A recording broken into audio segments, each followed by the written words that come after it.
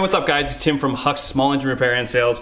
I've got a Briggs Stratton primer bulb here today. This one is obviously broken.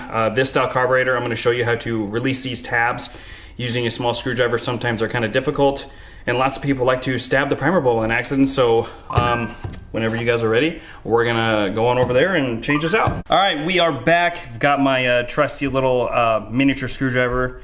I like to use this tool. You can use a seal pick or a number of things, but this one is less pointy, I would say, so it minimizes the risk of puncturing the primer bulb.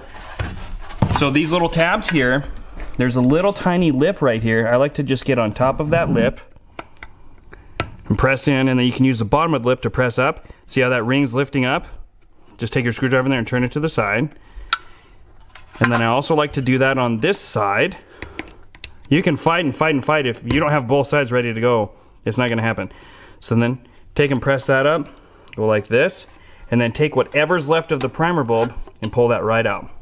See how that bulb sits right in that retainer ring? And then of course we may have some debris to clean up in the reservoir afterwards, but generally it should be pretty clear. Clear the debris if not.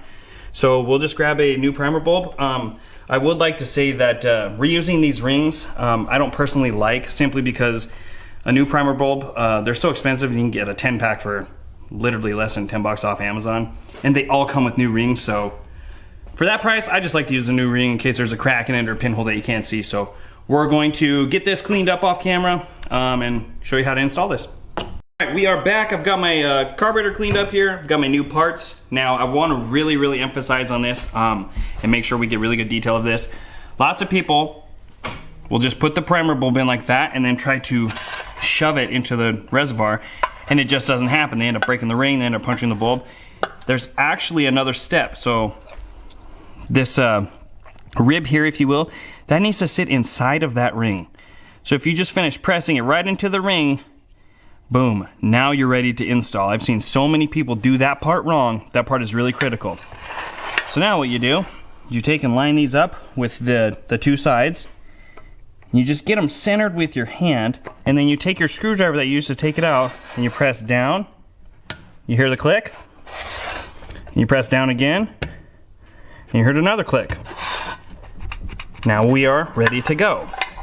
Like I said, the most important part of that is making sure that that rib is tucked up inside of that retainer ring, because if not, it will literally fight you every step of the way, and that ring will actually get stuck on the bottom of that, or that rib will get stuck on the bottom of that retainer ring, and it won't allow you to go down. And so I've seen some customers who brought them in where they've tried to replace it and it's all jacked up from a screwdriver, and they got puncture marks everywhere, and all because they didn't get that rib sucked up into that ring. So yeah.